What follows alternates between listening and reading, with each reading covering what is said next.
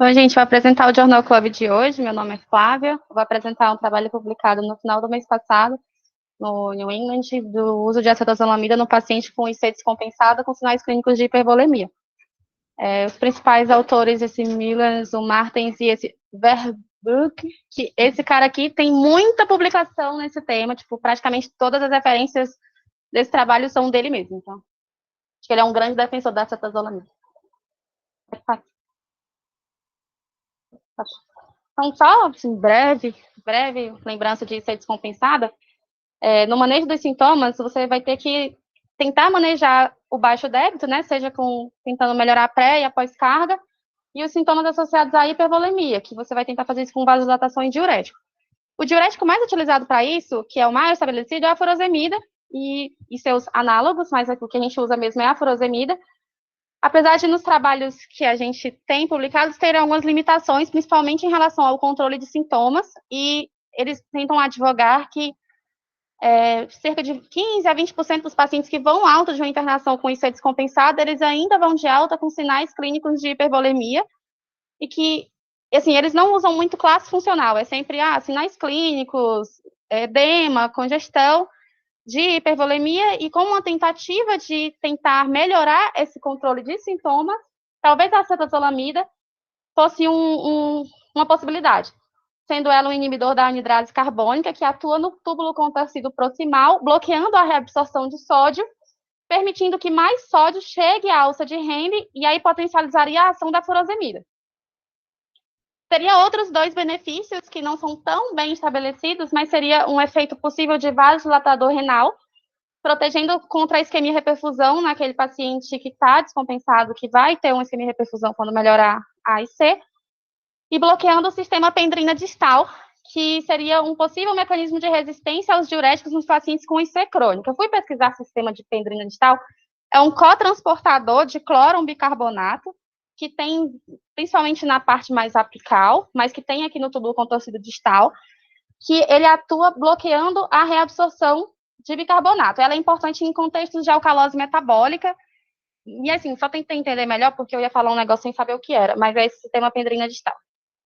E aí, de embasamento, ele trouxe esse trabalho que é um dos poucos trabalhos que tem associando a acetazolamida à furosemida, que é o Diurese CHF Trial, de IC descompensada, que ele tentou avaliar se seria benéfico, se teria um benefício de aumentar a natriurese, de aumentar o volume de diurese, quando você trata um paciente com IC descompensada só com furo ou com furosemida e acetazolamida. Só que esse trabalho ele foi interrompido por uma dificuldade de incluir pacientes. E isso foi muito estranho para mim, porque, nossa, a quantidade de IC descompensada que a gente atende, como que eles tiveram dificuldade de incluir pacientes? Inclusive, eles só incluíram 34, que foi menos da metade do que eles queriam incluir, tiveram que aumentar o número de centros incluindo, e eles pararam de incluir por causa disso.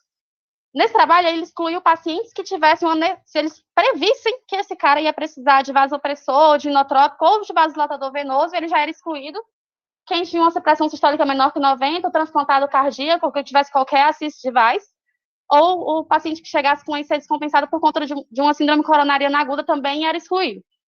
O desfecho primário deles foi avaliar a natriurese em milimol após 24 horas, coletado em uma urina de 24 horas, e, assim, não foi tão diferente, né? O grupo que recebeu a acetazolamida teve 264, mais ou menos 126, e o grupo com tratamento com furosemida isolada só 234, mais ou menos 133. Esse trabalho foi publicado em 2019. Mas aí eles queriam ver numa população maior, foi uma casuística muito pequena, se ainda assim se teriam, esse trabalho é do mesmo cara lá que eu falei, do mesmo autor, se teria um benefício clínico, porque parecia ter uma tendência a ter uma melhor natriurese, a ter mais diurese e a resolver os sintomas precocemente em relação ao tratamento com furosemida isolada.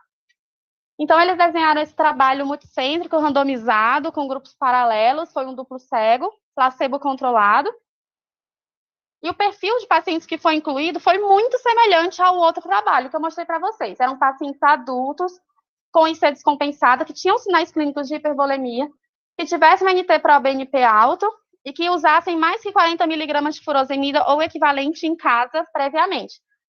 Mas eles excluíram todos esses pacientes que usassem qualquer outro diurético, quer seja SGLT2, que atua também no túbulo contorcido proximal, ou hidroclorotiazida, ou indapamida, qualquer outro diurético era excluído.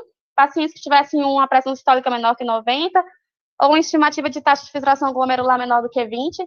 Quem usasse mais que 80 miligramas de furosemida ou equivalente em casa, mais que 80, 80 ainda entrava, isso eu vou questionar. Quem também tivesse uma possibilidade de usar no futuro, na internação, inotrópico, vasopressor ou nitroprussiato, ele só daria um nitrato para o paciente se ele tivesse uma pressão sistólica maior que 140, e também o paciente com síndrome coronariana aguda era excluído também. E assim, o tratamento, o protocolo ia ser ou receber furosemida no primeiro dia, numa dose 2 vezes a dose que o paciente usava em casa, só que endovenosa, no primeiro dia, junto com ou sem acetazolamida. E aí seria uma dose de 500 miligramas EV de acetazolamida em bolsa. Era administrada a acetazolamida e a furosemida, no caso, na randomização e nos próximos 2 dias, ou até não ter sinais clínicos de hipervolemia, e essa dose era mantida EV, e no primeiro dia era uma dose dobrada. Ele descreve muito bem o protocolo diurético, mas tinha que ser coletado o volume urinário no primeiro dia, tinha que ser quantificado todo dia o débito urinário, e os pacientes eles eram graduados contra esse score de congestão diário, que ele incluía um grau de edema, o derrame pleural e a ascite, quanto maior esse score, pior. E aqui nesse score, vocês veem que se o paciente tivesse 0 de score de edema, ou de derrame pleural, ou de ascite, eles consideravam que era que já tinha tirado toda a água que tinha para tirar, que tinha tido sucesso no tratamento. Mas se tivesse qualquer pontuação, ou se fosse só um edema discreto, o protocolo EV era continuado. E aí a mesma coisa aqui, só que em outro flowchart, né? Se o paciente não tinha mais traços de edema, se ainda tinha traço, continuava, derrame pleural continuava, ou acide continuava. Qualquer um, você continuava o tratamento EV. No primeiro dia, uma dose 2 vezes a dose domiciliar, com o placebo ou com acetazolamida. No segundo dia, seria uma dose uma vez a dose de casa, só que EV, e a acetazolamida. No terceiro dia, esse paciente era reavaliado quanto ao volume de diurese e quanto aos controles de sintomas. Se o paciente ainda tivesse sinais de congestão clínica e um volume urinário menor que 3,5 litros, ele era considerado como candidato a um escalonamento de terapia, que poderia ser dobrar a dose de furosemida ou de diurético, associar uma clortalidona ou instituir terapia não substitutiva, se fosse o caso. E o desfecho primário que eles queriam ver era se você conseguiria resolver completamente a congestão em 3 dias após a randomização, sem entrar aqui na escalonamento de terapia. O desfecho secundário seria um desfecho composto de morte por qualquer causa ou reinternação em 3 meses, e também seria avaliado a duração da internação. E o terciário eu deixei aqui meio esquisito, porque tá meio esquisito no trabalho. Ele coloca como se isso... Ele coloca essa mesma coisa no desfecho terciário. Não sei se foi algum erro de digitação, alguma coisa, mas eles colocam a mesma coisa 2 vezes, como desfecho secundário e terciário. Eles estimaram, de acordo com o 12, que era o trabalho da furosemida, que esse desfecho de resolver completamente a congestão só com furosemida seria atingido em 15% dos pacientes. Já eles acharam que com o grupo intervenção, com acetazolamida, esse valor seria para 25%, com um aumento de 10% em relação ao anterior. Calcularam que para ter um poder de 80% de mostrar a diferença, incluindo as perdas de segmento, seriam necessários 519 pacientes, e foi uma análise por intenção de tratar. Eles avaliaram o desfecho primário pelo modelo linear generalizado e estratificaram por efeito de tratamento, pela fração de ejeção, preservada ou comprometida, e por centro de randomização. E o desfecho composto secundário, que seria de sobrevida, de morte, seria avaliado por Cox Proportional Model na curva de Kaplan-Meier. Eles incluíram 259 pacientes para intervenção e 260 pacientes para o controle. Todos os seguidos foram por 3 meses. Teve 4 pacientes que eles tiveram um problema, que ou não recebeu o tratamento, ou não foi randomizado corretamente. Eles tiveram um score de congestão médio de 4, que ia de 0 a 10, e um NT-proBNP médio de 6.173. E dos sinais clínicos de congestão, o mais comum foi edema de membros inferiores. Na tabela 1, a gente vê que a idade foi próxima de 80 anos, com a maior parte dos pacientes sendo homem, esse score que eu falei para vocês, a congestão foi em torno de 4, que os pacientes, em média, de dose de furosemida usavam 60 a 80 miligramas, e que tinham bastante paciente grave, né, com a fração de ejeção menos que 40%, em torno de 40% dos pacientes. E que eram os pacientes que estavam muito sintomáticos na admissão, né, com classe funcional 3/4, a maioria em torno de 3, mas muito classe funcional 4. Apesar disso, a média de sódio desses pacientes era 140, 139, talvez não fossem pacientes com IC tão avançada. E muitos tinham histórico de FA, diabetes e hipertensão, né, como esperado, mas eu achei que 10% dos pacientes do grupo placebo tinha mais hipertensão do que o outro grupo, e a mesma coisa para diabetes. Assim, acho que me pareceu importante, né, 10%, porque tem muita alteração de função renal. Mas os outros grupos eram bem equivalentes, as outras estratificações. No desfecho primário, que era você conseguir tirar toda a sobrecarga volêmica desse paciente, pareceu ter um benefício no grupo que recebeu acetazolamida, com a abertura da curva, até precoce no primeiro dia. E eles conseguiram ter essa taxa de sucesso de 30% no grupo placebo, que eles estimaram que ia ser 15%, e do acetazolamida 42%. E aqui é a mesma coisa, só que na alta, aqui é 3 dias e aqui na alta. Na alta também teve diferença. No grupo acetazolamida conseguiram tirar o volume dos pacientes em torno de 78%, 79%, e no grupo placebo, 62%. A mesma coisa que só o sucesso no endpoint primário, com P significativo. Na duração de tempo de internação hospitalar, teve uma diferença de 1 dia em quem recebeu o placebo e quem recebeu a acetazolamida, mas em média eles ficaram 10, 9 dias internados. E de morte, no período de 3 meses de follow-up, foi bem parecido, 28%, mais ou menos. Em relação aos efeitos adversos, os pacientes tiveram mais o efeito adverso combinado renal, que eles avaliaram de você ter ou dobrar a creatinina, ou precisar fazer terapia renal substitutiva no grupo com acetazolamida, apesar de ter sido uma incidência muito baixa, em torno de 3%, e só 7 eventos de efeito adverso grave, que incluía, inclusive, só dobrar a creatinina. Também teve mais incidência de hipotensão e hipocalemia, mas essa hipocalemia era tipo 3, o corte, e de eventos adversos mais severos não teve diferença. E quando estratificou o desfecho primário para o que ele previu, né, pareceu ter maior benefício para quem tinha idade mais avançada, para quem tinha uma insuficiência cardíaca com fração de ejeção reduzida, todo mundo tinha um NT-proBNP mais baixo. Homens, assim, eu acho que é porque tinha muito mais homem na amostra. E quem tinha uma taxa de filtração glomerular menor do que 40, não era tão bom. E quem usava uma dose menor de furosemida em casa, menos que 60 miligramas. Em relação à natriurese e à quantidade de volume de diurese, que naquele outro trabalho a diferença não tinha sido importante, aqui pareceu ter que os pacientes no grupo acetazolamida urinaram em torno de 4,6 litros e o grupo placebo 4,1 teve uma diferença de 500 ml, mais ou menos, e de natriurese 468 versus 369. E as duas curvas abriram no gráfico, apontando para um benefício da acetazolamida. É isso.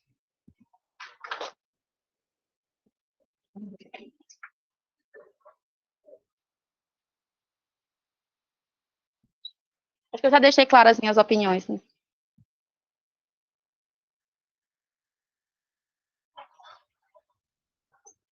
O que vocês acharam aí do estudo?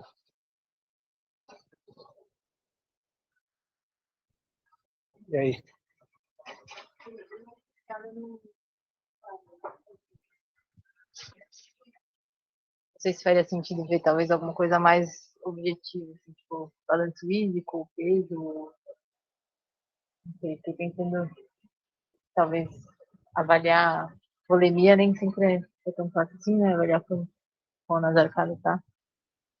Não sei, me pareceu um desfecho meio estranho.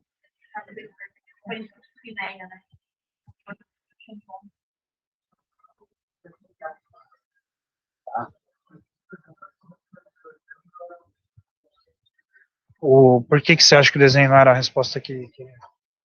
Eu acho que assim, o que a gente quer saber é se ou juntar acetazolamida vai melhorar clinicamente o paciente. E ele fez um estudo que, para mim, parece que ele queria mostrar que a acetazolamida faz o doente urinar. Não exatamente melhorar o desfecho clínico, nem exatamente o perfil do paciente que a gente pensa em associar a acetazolamida, né? Ele pegou o doente que usava pouca dose de furo, para mim ele comparou usar pouca furo com mais um diurético, ou em vez de comparar com mais diurético, entendeu?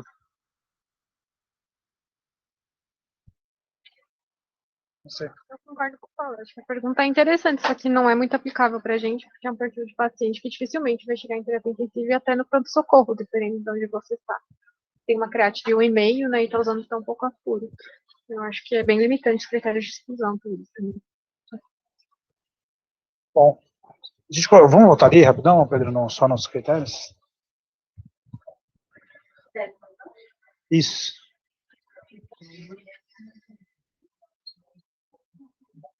Aí. Não. Pode ser assim mesmo. Então, adultos que geram ser descompensável com sinais de hipervolemia, que tinha que ter um BNP alto, e que usava furosemida. Dificilmente alguém toma meio comprimido de furosemida para IC, né, em casa. Né? Então, pelo menos um comprimido. Então, era usuário de diurético, né? Acho que era isso. E o que eu não entendi bem foi essa exclusão da furosemida, porque na tabela 1 lá tem vários que usavam mais que... Inclusive, no trabalho... Pode ir. No trabalho, ele dizia que no grupo placebo usou 60 miligramas em média e no grupo acetazolamida usou 80, mas num range de 40 a 100 e alguma coisa. Só que, assim, no trabalho, ele não coloca todos os critérios de exclusão.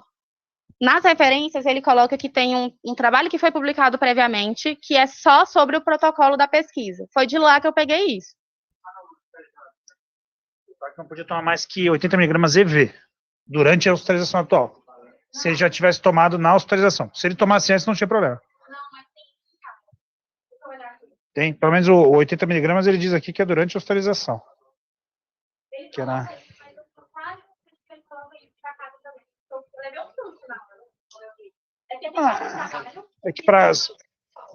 É que se for para casa, acho que... deve ser só na internação. Eu acho que assim, aquele paciente que chegou e já toma muita furosemida, ele acabou excluindo. Mas aí entra um pouco nessa ideia, assim, justamente aquele que usou diurético em dose alta e não está respondendo, que talvez você queria associar, é o que a gente não entrou no estudo, né? Bom,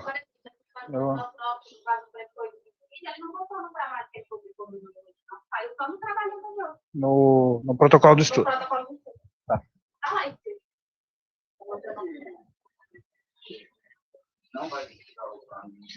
Não, mas isso é comum. Por exemplo, os australianos gostam muito de fazer isso. Assim, você vai incluir no estudo, é um paciente que você não acredita que vai dar alta no dia seguinte. Entendeu? Isso às vezes é um critério. O critério é que assim, é um paciente que você... Não, mas é um paciente que você, na admissão, você fala assim, esse doente aqui eu acho que não vai precisar de inotrópico. Um pouco isso. Eu acho que é justo, assim, para tirar esse tipo de paciente. Se você achar que é importante tirar esse tipo de paciente, né? Provavelmente ele assumiu que ia ter mais disfunção renal, tal, algo assim, né? Bom, então a Catê levantou a ideia do desfecho primário, que ela achou meio estranho. Esse desfecho primário é o quê? Como que a gente pode classificar esse desfecho primário? É um desfecho... É um desfecho duro? Por que não? Não. Assim, até congestão, mas é difícil quantificar a congestão a partir do exame físico, vai ter uma série de outras coisas que vão interferir.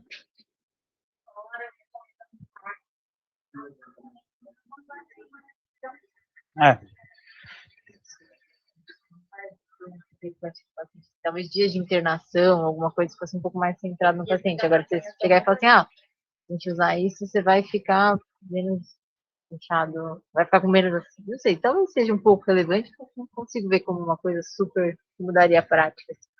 Tá.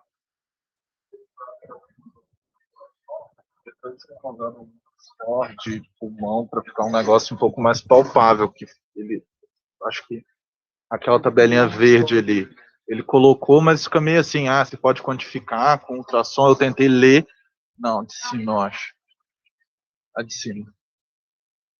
Eita, isso. que aí ele fala ali mais ou menos, mas assim, eu acho que fica muito, muito em aberto, assim, né? Eu acho que ele poderia ter também criado, sei lá, feito, já que ele queria criar um score, dado um jeito de graduar isso melhor, fazer, sei lá, usar essas outras ferramentas que a gente tem. Quando você vai fazer um estudo, você tem que usar um score validado. É o que tem de validado. Você não pode inventar uma coisa na sua cabeça, né? Teria que validar um score novo e tal, né? Mas a questão é que você sabe, esse desfecho não é um desfecho duro, é um desfecho que não necessariamente é centrado no paciente, porque ele não leva em conta a importância que esses parâmetros têm para o paciente. Talvez dispneia seria um desfecho melhor, né? Para pensar em desfecho centrado no paciente. E além disso, é um desfecho em 48 horas, né? 72, 3 dias. Então, realmente é um desfecho bem fajutinho, assim, né? Para você se mudar completamente a prática por causa disso, né? E aí vamos só, então tudo bem, a gente tem um desfecho que é um desfecho, um surrogate de congestão, na verdade, né? É isso. E que é um desfecho talvez não muito centrado no paciente. E aí a intervenção, que é o que vocês falaram, ele comparou dar mais diurético com dar menos diurético, né? Então talvez se você quer ver se a acetazolamida em si ela é melhor do que usar só o diurético de alça, eu acho que o grupo comparador tinha que ser o que é a nossa prática. Você dá o diurético para o paciente na urina, você aumenta a dose, se na urina, você associa diurético tiazídico, que é isso que é a recomendação mais básica atual. Se você suspeita de resistência à furosemida, a diurético se associa um tiazídico, né? Só que ele deixou isso acontecer só em até 72 horas, né? Depois de 48 horas, se o paciente não acontecesse aí, que ele ia permitir isso ser feito. Então, ele basicamente comparou dar mais diurético, sendo que um deles era o acetazolamida, dá uma dose menor, né? Então, esse estudo vai ter esse questionamento aí.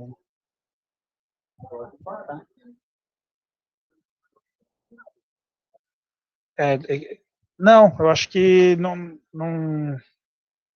80 miligramas é critério de discussão se ele já tivesse tomado uma dose equivalente a 80 miligramas EV. Tá?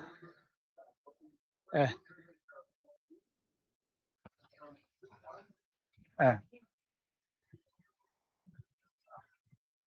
E aí tem um outro questionamento que, assim, quando a gente usa endovenoso, a gente não usa uma vez ao dia a furosemida habitualmente, né? Se você quer descongestionar o paciente, efetivamente, né? Você usa uma, duas, três, geralmente 3 a 4 vezes, na verdade, né? Tá bom, eu acho que isso tudo vocês levantaram, né? Bom, vamos voltar lá para os desfechos? Para os resultados mesmo, o resultado lá no... Aí eu acho que tem umas coisas interessantes. O que vocês acham aí desses resultados? Então, tudo bem, a congestão aumentou, né, a descongestão, de 30% para 42%, que foi o desfecho primário.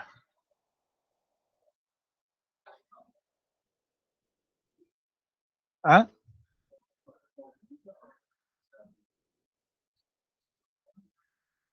Tá. O que você falou, Francisco?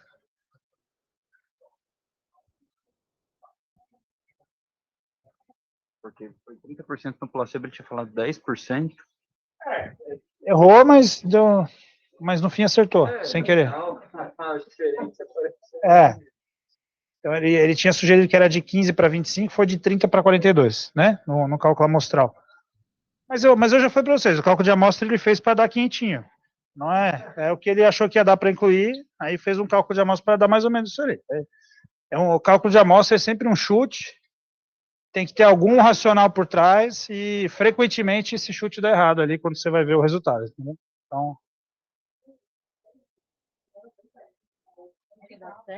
E como é que ele conseguiu incluir 500 nesse? Não tinha conseguido incluir? é que o outro ninguém queria incluir, não estava na moda. Não, e é isso também, não estava na moda, tal.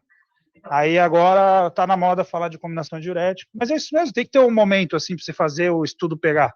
Porque se não tem, aí você vai fazer o estudo, sei lá, vamos estudar agora pique no TCE, ninguém vai querer incluir, ninguém vai, entendeu?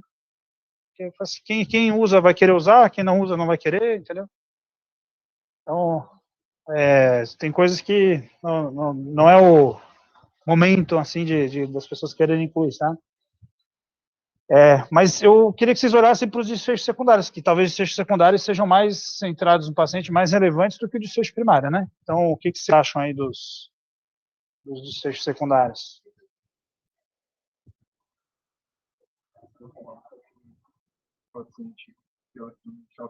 Que talvez ficasse um dia no pronto-socorro e fosse. Sei não, essa. Nossa, tá.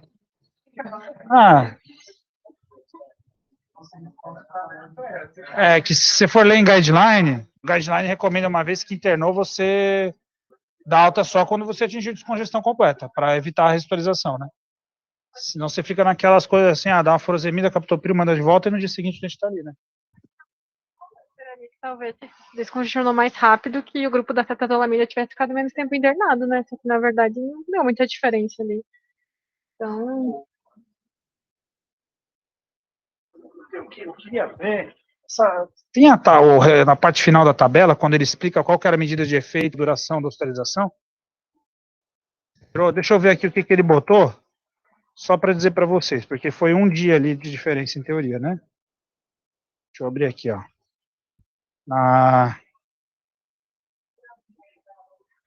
Ele vai falar duas cruzinhas. Valores para a duração do tempo de internação são médias geométricas. Vocês sabem o que são médias geométricas?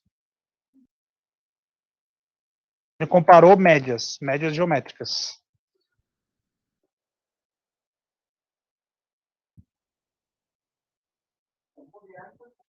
Hã?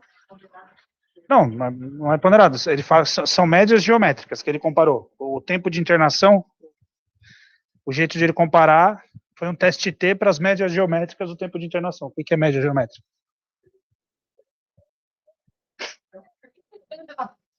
Tá, o que é média geométrica? Tudo bem, existe a aritmética e a geométrica.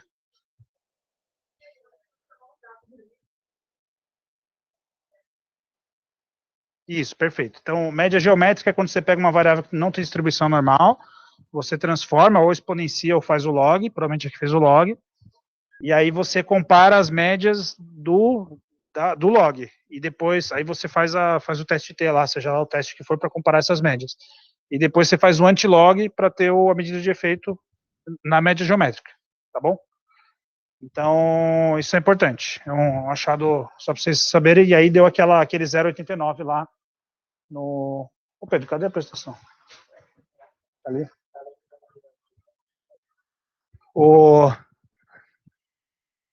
Que é essa medida de efeito que deu aqui. Então, reduziu em 10% a média geométrica, é isso que quer dizer, tá?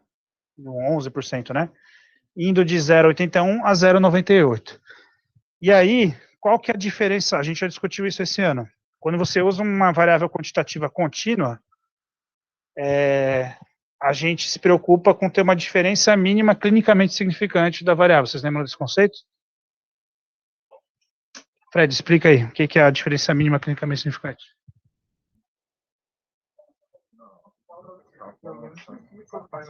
Para explicar, eu não sei não. Não vou saber explicar. Eu não estou mentindo, não. Não é falsa modéstia. Não, eu acho que você pode fazer estudo e pode ter uma diferença que você acha que é estatisticamente significativa, só que pode ser algo que na prática não faz muita diferença, a gente não julga que é clinicamente relevante. Eu diminuir um dia de internação é meio subjetivo, se a gente acha que é ou não. E aí, nesse caso, qual é o intervalo de confiança? 0,8, quase chegando no... Seria equivalente a reduzir, sei lá, 4 horas, talvez, ou 6 horas, o tempo de internação. O intervalo de confiança, ele inclui uma redução equivalente a 6 horas. Então, putz, é bem questionável, né? O benefício dessa redução, né? Vocês entenderam? Aqui eu estou fazendo uma extrapolação, que como aqui foi de 10, mais ou menos, para 8,8, o intervalo de confiança foi até 0,98, né? Cada 0,1 aqui equivale a esse cálculo que a Eonara fez aí, das 24 horas. seria equivalente a 10% de 24 horas, 2,4, né? Entendeu? Então, essa variação de até 0,98 equivale a 5 horas só. Se fosse 0,95, equivaleria a 12 horas de um dia. Seria mais ou menos isso, dentro da métrica que a gente está aqui pensando que no passeio deu 10 dias, né? É meio estranho, porque ele logaritmizou e fez um antilog, então fica meio estranho de entender mesmo. Por isso que o pessoal recomenda que quando você usa a média geométrica, atrapalha a interpretação mesmo do resultado, né? A interpretabilidade fica um pouco prejudicada. Mas o ponto que eu queria chegar é que esse intervalo de confiança inclui uma diferença que é uma diferença que talvez não seja clinicamente relevante, certo? Embora a diferença seja estatisticamente significante, o intervalo de confiança é largo, uma incerteza que inclui uma diferença não clinicamente significante, certo? E aí eu vou para o segundo ponto. Qual que é o outro desfecho secundário que chama atenção aqui? Para que lado que ele aponta?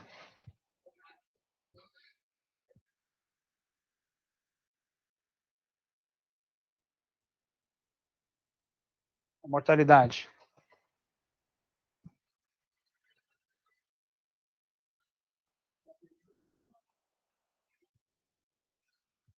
Aponta para o lado de dano, não é significativo. Mas tudo bem, mas tem 3% de diferença que não foi significante porque o estudo não tinha N para detectar uma diferença em mortalidade de 3%, certo?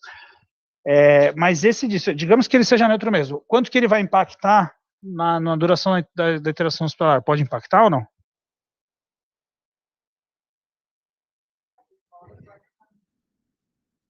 Exatamente.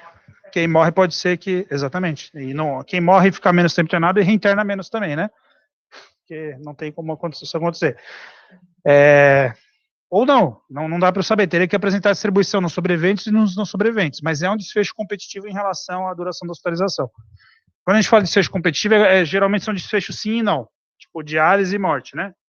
Para dialisar eu tenho que estar vivo. Se morreu antes de dialisar, ele não tem como dialisar mais. Então, geralmente é assim, mas para a duração de hospitalização, isso pode mudar a duração da hospitalização se teve mais evento morte em algum dos grupos. Não foi significante estatisticamente, mas teve, né? Então, isso aí pode ser que tenha influenciado no resultado do tempo de hospitalização, certo? Bom, então acho que olhando para esses 3 desfechos, dá para a gente tirar uma ideia geral aí do estudo. O que vocês acham aí?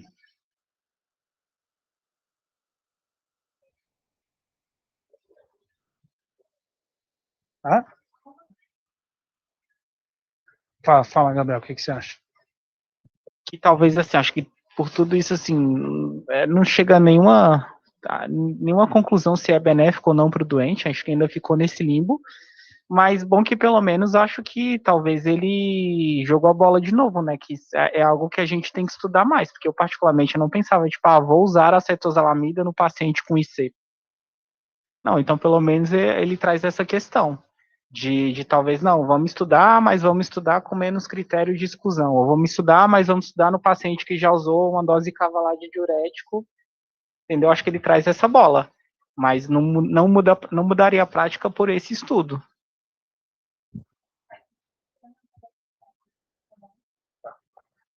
Então, vocês acham que é um estudo fase 2, então? É isso? Tipo um estudo fase 2, assim, que encontrou ali alguma coisinha, mas ainda não dá para mudar a prática baseada nisso. É isso?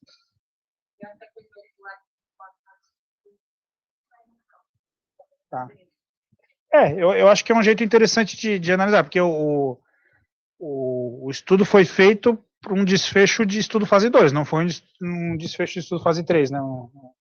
Assim, um estudo que é um estudo efetivamente para mudar a prática. Você sabe o que eu acho que é o Pocock que fala? Quando você faz um ensaio clínico, você quer fazer um fase 3 de verdade, né? Para detectar uma diferença, você tem que mostrar uma diferença que não possa ser questionada além da razoabilidade, assim, seria mais ou menos isso. Então, esse é o estudo que você olha assim e fala assim, putz, tem alguma coisa aí, mas não dá para eu acreditar muito nesse resultado porque os sinais são meio estranhos, né? A gente fica um pouco, dá um pouco de dúvida ainda, né? Tá? Vocês já viram alguém usar? É que aqui no Brasil, que eu me lembro, não tem acetosalamida EV. Vocês já viram usar EV? EV eu nunca vi disponível, eu já... Tá. E tá. E via oral, vocês já usaram? Em quem que vocês usam? Não, para insuficiência cardíaca, para... Calose metabólica, talvez isso daria, mas mais pela falose. Mas... Perfeito. Acho que é a estratégia atual, só que isso é difícil, né? A gente não... O que a gente tem de estudo anterior em terapia intensiva, tem um estudo do Blue Journal, do... Como é que é o nome do francês lá? É um estudo, é uma ideia meio... Mas é uma ideia interessante. O que eles faziam? Eles faziam um BNP diário, se o BNP tivesse alto, eles iam associando o diurético até o BNP cair. Era a ideia, isso em paciente crítico em geral, na fase de desmame. E aí, dentro do protocolo, ele botava essa estratégia aí que vocês comentaram. Se o paciente começasse a fazer a acidose, a alcalose metabólica, acho que o bicarbonato passasse de 28 ou 30, associava a cetozolamida. Qual que é a dose que vocês usam de acetozolamida no dia a dia? Quanto você falou? 500 de 12 em 12, tá? Alguém já usou alguma diferente? Você pode ir até 8 em 8, até 1.500 miligramas. A cetozolamida é muito eficiente. Quando vocês derem, ela induz acidose super rápido, tá? Então, você pode ir de 250 a 500 miligramas 2 a 3 vezes ao dia. Agora, se você deixar 500 de 8 em 8, em 48 horas o paciente vai estar acidótico. Saibam disso, isso vai ser bem rápido, assim, tá? Então, aqui ele não mostrou essa diferença porque era 500 miligramas uma vez ao dia, né, pelo que eu entendi. Então, era uma dose um pouco mais baixa, mas ela é bem efetiva quando absorve, tá? E quando vocês derem a cetozolamida para hipertensão intracraniana, para líquor, essas coisas, tomem cuidado também, monitorizem com uma gasometria a cada 2, 3 dias do paciente, porque eu já vi paciente ficar mega acidótico quase pro tubo por causa disso, tá? Quem esqueceu lá desse efeito dela, que é um dos efeitos dela mesmo.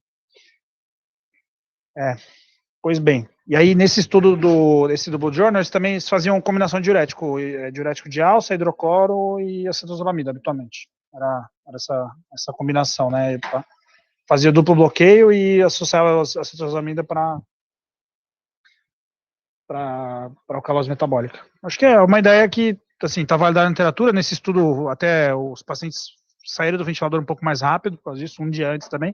Nada muito relevante, mas é uma estratégia que vocês podem utilizar em vez de ir para diálise e tal, mas tem que ficar de olho, né? Tá bom?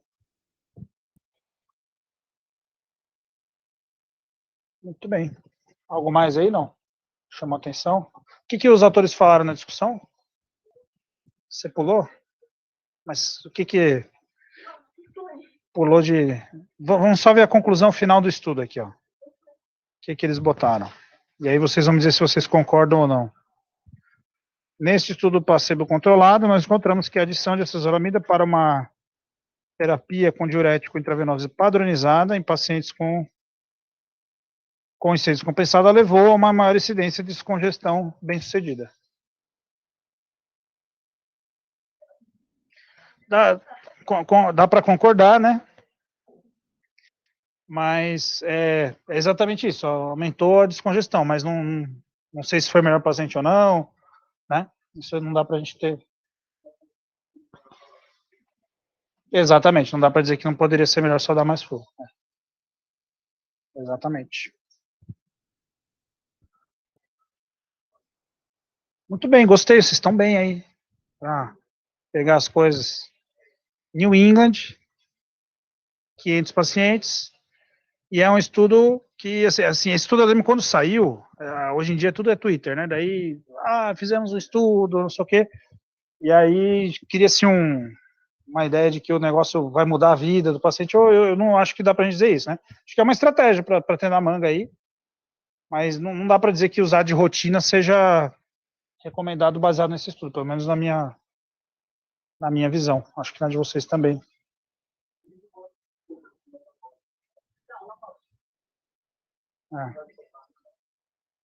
Só...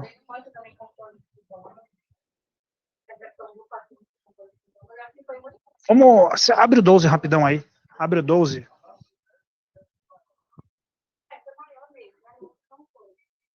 O Pedro vai abrir ali o...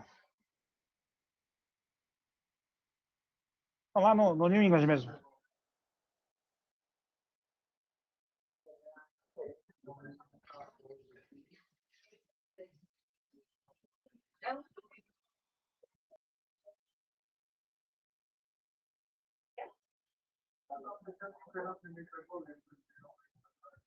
Como, Paulo?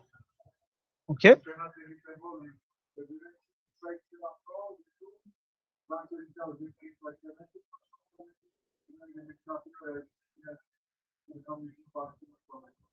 É que o sódio sérico não tem a ver com a natriurese, né? Certo ou não?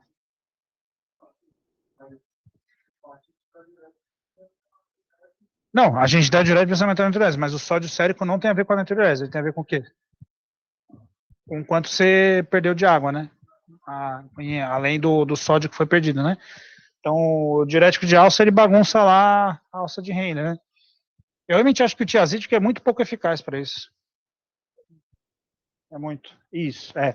Vamos só ver o desfecho primário do 12, 300 aí. Era mais antigo, tá? Foi 300. O 12 foi um estudo fatorial, comparou da diurético EV intermitente ou contínuo e dose alta e dose baixa, tá? Vamos ver lá o... Ó, ele botou desfecho primário, avaliação de sintomas medido com a área sobre a curva. E o outro desfecho, piora de função renal. Puxa, é bem mais, você olha assim, pô, essa ideia é bem mais interessante, né? Então, pegou um desfecho central no paciente, a melhora de sintomas de espinéia, que geralmente é o que traz o paciente para o socorro de espinéia, e aí ele viu se fritou o rim ou não, né? Vamos ver lá só como eles apresentaram, acho que é legal, uma figura. Tem a figurinha do desfecho primário do 12. Ó, que legal. E aí ele mostra aí, então, bolos ou contínuo não teve diferença, ele calculou a área sobre a curva e comparou as duas áreas sobre a curva, né? Que é uma das formas de você analisar esse tipo de variável. E aí, dose alta, dose baixa, ele viu que dose alta, aqui o P foi bem limítrofe, né? Mas se teve um efeito, é um efeito não muito grande também, né? O diurético em dose alta de melhorar sintoma mais rápido, né? Não é tão diferente assim quando você olha visualmente, né? Tá? E aí o 12 eu não lembro se o rim piorou ou não. Dose alta, né? Exato, não foi significante, e esse aumento de creatinina, assim, discreto, pode ser só porque fez mais balanço negativo, né? Essa variação de até 0,3 pode acontecer pela diluição da creatinina. Então, e mesmo assim não teve diferença, né?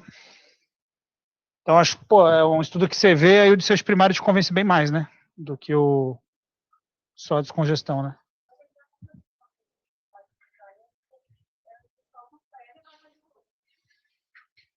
Pode ser que seja, mas eu acho difícil agora alguém querer fazer um estudo com 1.000 doentes, agora com esse resultado, sabe? Que agora as pessoas, quem gostou, vai começar a usar. Quem é mais cético não vai querer usar, vai querer incluir. Só que aí você já matou a ideia, entendeu?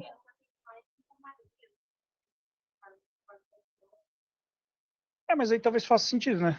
Ser paciente mais assim, né? Porque o pior tem muita chance de alisar e talvez o risco da intervenção, entendeu? Eu acho que foi meio pensando nisso, assim. Muito bem. Depois eu vou mandar esse do Blue Journal. Vocês já viram esse, não? Já foi? O do Blue Journal, esse é legal, mas o suplemento que é legal. O suplemento que diz o protocolo lá que ele usava no suplemento que ele explicava direitinho o protocolo do diurético, entendeu? De como ele ia descongestionando. Mas é assim, é o que vocês têm visto o pessoal fazer no dia a dia. O hidrocloro e, como eu falei para vocês, a acetazolamida, se começar a fazer alcalose. Tá bom? Muito bem, gente. Valeu. Fechou. Muito bom. Obrigado, Flávia.